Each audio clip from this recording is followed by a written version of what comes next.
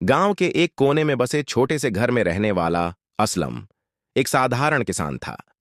असलम का जीवन खेतों और उसके छोटे परिवार के चारों ओर घूमता था। हर सुबह सूरज की पहली किरण के साथ उठकर वह अपने खेतों में काम करता और रात होते ही अपने बच्चों को कहानियां सुनाते हुए सो जाता। असलम के दिल में अल्लाह के लिए गहरा ईमान था।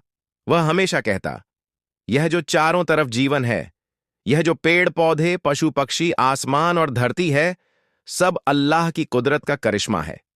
एक रात असलम के बेटे अली ने पूछा, अब्बा, आसमान इतना बड़ा और गहरा क्यों है? और ये सितारे कैसे टिमटिमाते हैं? असलम ने उसे अपने पास बुलाया और कहा, बेटा, यह आसमान अल्लाह की सबसे बड़ी कुदरतों में से एक है। यह हमारी हिफाजत के लिए है। जो सितारे तुम देख रहे हो, वे रात के अंधेरे में रोशनी का जरिया हैं। अल्लाह ने उन्हें इस दुनिया के लिए एक खूबसूरत तोहफा बनाया है। उसने आगे कहा, क्या तुमने कभी सोचा है कि सूरज कैसे हर दिन उगता और डूबता है? यह सब अल्लाह के हुक्म से होता है। सूरज, चांद और सितारे सब अपने तयशुदा रास्तों पर चलते हैं। कोई उनसे टकराता नहीं और न ही उनका वक्त बदलता है।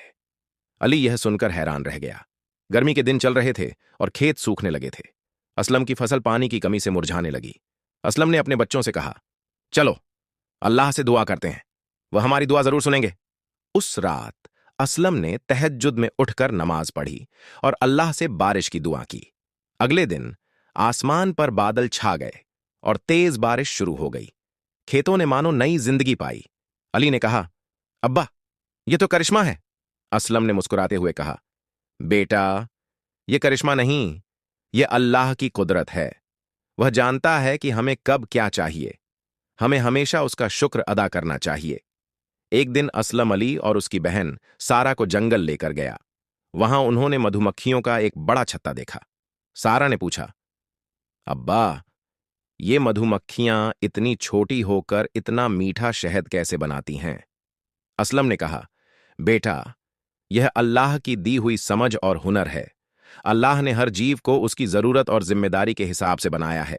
ये मधुमक्खियां फूलों से रस लेती हैं और उसे शहद में बदल देती हैं। यह सिर्फ इंसान के लिए नहीं, बल्कि हर जीव के लिए फायदेमंद है। सोचो, अगर ये मधुमक्खियां न होतीं तो हमें शहद कैसे मिलता? एक दिन असलम अपने बच्चों को पहाड़ों और नदी की सैर पर ले गया। अली ने पूछा, अब्बा, ये पहाड़ इतने ऊंचे क्यों हैं और ये नदी कहां से आती है? असलम ने जवाब दिया, बेटा, पहाड़ धरती को संतुलन में रखने के लिए हैं। अल्लाह ने उन्हें खंभों की तरह बनाया है ताकि हमारी धरती डगमगाए नहीं।